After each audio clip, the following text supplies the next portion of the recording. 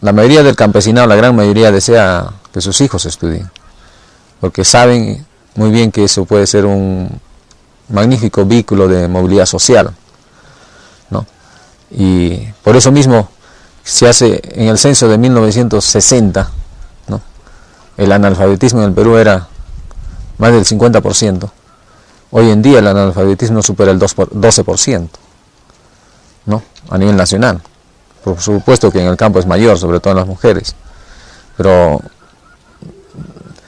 año que transcurre significa disminución del analfabetismo, y eso dice mucho de sus mismos pobladores, ¿no?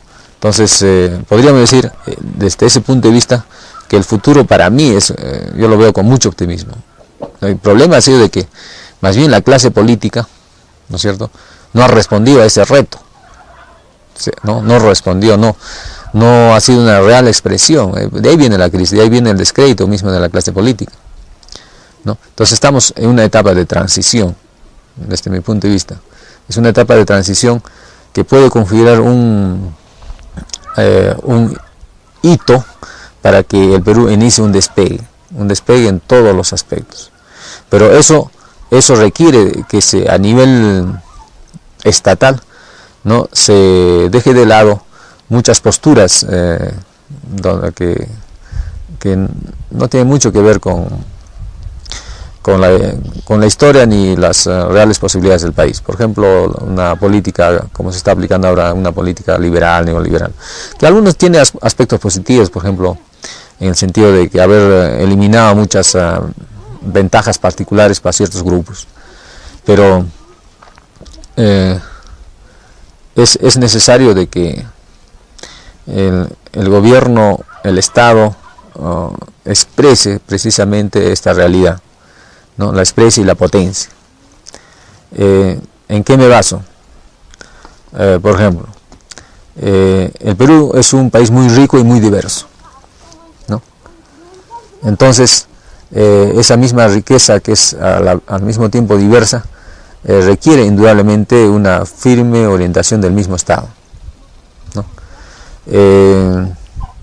Por otro lado, una economía así dado al mercado, solamente dado al mercado, no es posible, porque en el Perú no tenemos mercados desarrollados.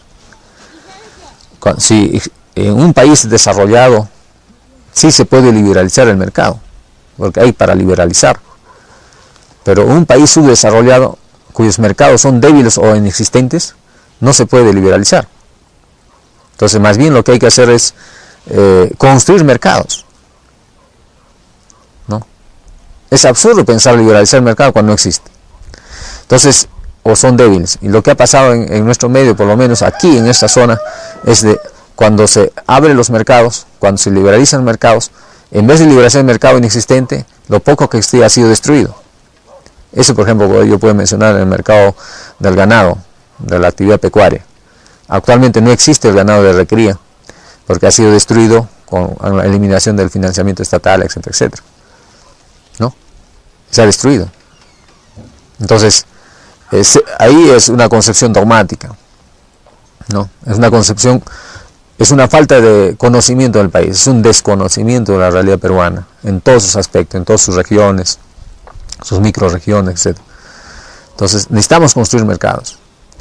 Y construir mercados requiere pues el apoyo, el incentivo, etcétera, desde el Estado también, en asociación con todos los sectores privados, cooperativas, comunidades, etcétera.